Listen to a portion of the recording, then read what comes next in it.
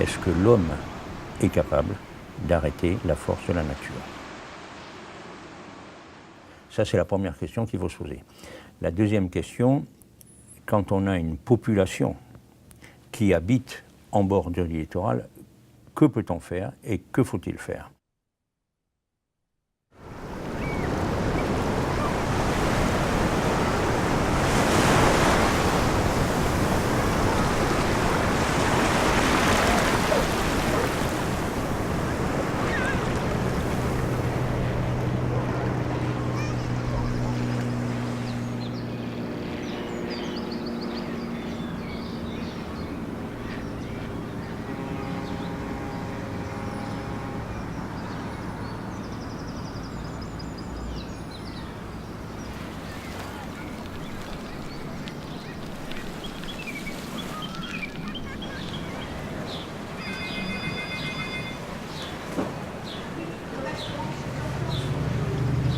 On est avec mon cousin et mon frère la 4e génération à tenir le restaurant chez Hortense. Hortense étant notre arrière-grand-mère qui est arrivée au Cap Ferret en 1917. Je suis ici depuis que je suis enfant. On passait 3 mois par an puisque c'était l'endroit où on passait nos vacances.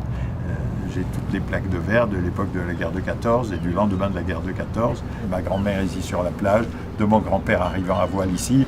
Donc on est venu régulièrement maintenant depuis 100 ans. Alors Hortense s'est déplacée de force à cause de l'érosion. Les frères Pereire ont bloqué le recul d'Arcachon, donc ont renvoyé les courants sur la pointe du Cap Ferret qui, elle, était faite pour s'allonger.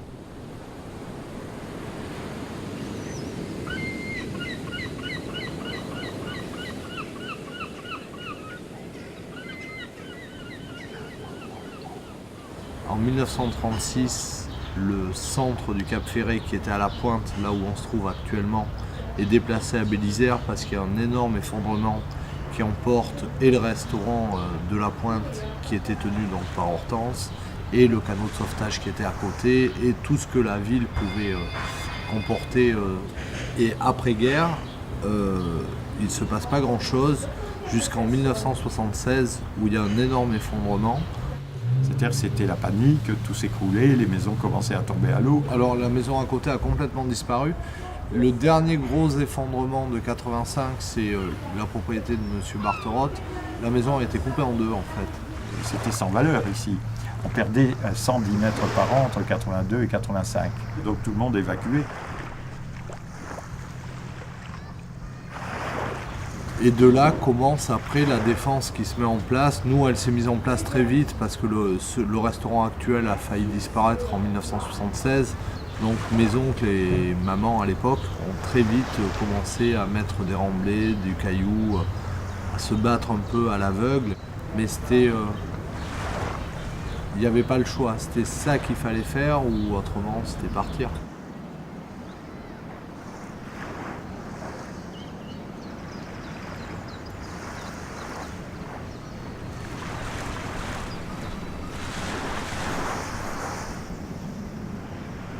La France a décidé une fois pour toutes de ne pas s'occuper de son littoral. Il appartient donc, à partir de ce moment-là, aux privés, aux riverains qui habitent sur le bord du littoral, d'investir et d'assurer leur propre défense. J'ai fait ma digue j'ai commencé en 85, elle a atteint la longueur actuelle et la forme actuelle en décembre 95, et depuis, évidemment, l'extrémité de la digue n'a pas reculé d'1 mètre. En 2014, ici, on aurait été 300 mètres ou 350 mètres en recul, comme prévu dans les études publiques. En arrière, les terrains sont en contrebas, donc ils seraient sous l'eau. Et il manquerait des centaines et des centaines de villas. Or, ce sont les villas les plus cotées.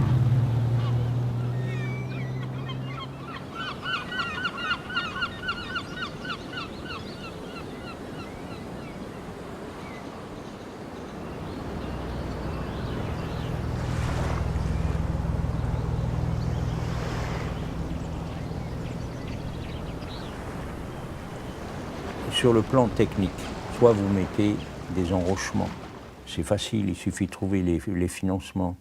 Mais quand vous avez mis les enrochements, il faut les entretenir tous les ans. C'est là où la difficulté arrive.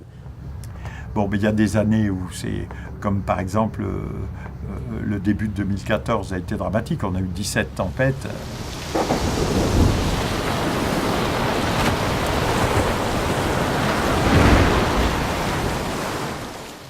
Là, des années comme ça, c'est très lourd. Donc je pense que là, ça a dû dépasser 250 000 €, tu vois. Et il y a des années qui peuvent tomber, si tout se passe à merveille, tu peux tomber à 100 000 €. Nous, on est condamnés à entretenir, mais après, on est tellement attachés à cette terre et que c'est pas un problème pour nous. Mais on sait que voilà, d'un jour à l'autre, il va peut-être falloir sortir une grosse somme d'argent. Nous, on est nés avec ça, mais on en est tous conscients.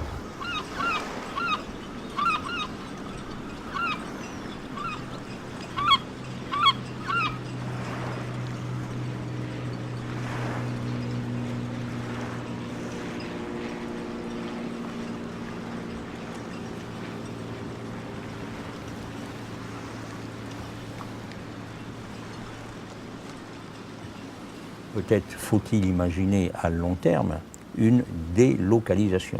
Dès qu'on prononce ce mot devant une population qui a ses racines, et qu'on dit, vous savez, peut-être que vos petits-enfants ou arrière-petits-enfants devront un jour partir, eh bien là, on touche aux racines même des gens, à leurs tripes, et ça pose problème. On a eu le cas il n'y a pas longtemps à Soulac, où il y a un immeuble à force d'érosion qui s'est trouvé en bordure de côte. L'État français a décidé de sortir ces gens-là, de les expulser, c'est un mot qui est violent, de les expulser, c'est sur le plan humain un déchirement. Les gens qui ont suivi l'État comme au signal, à l'arrivée, ils se font marcher dessus. C'est-à-dire que leur appartement, il vaut 10 000 €. Qu'est-ce que vous voulez avec 10 000 €? C'est des gens qui ont transmis leur appartement à leurs petits-enfants, qui étaient ravis, qui avaient les... Et on leur dit, voilà, ça vaut 10 000 €. Alors qu'un an avant, on leur disait que ça en valait 200.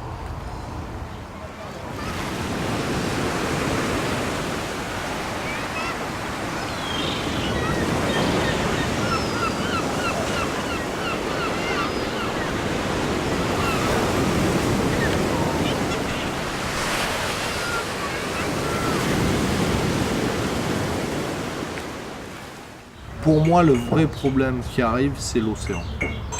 Et à très court terme. C'est-à-dire que au maximum, dans 5 ans, je pense qu'il y a la première maison qui peut tomber à l'eau. Que si en 2 gros hivers, vraiment, avec des tempêtes, sur une tempête déjà, on voit ce que ça prend, ça peut aller très très vite.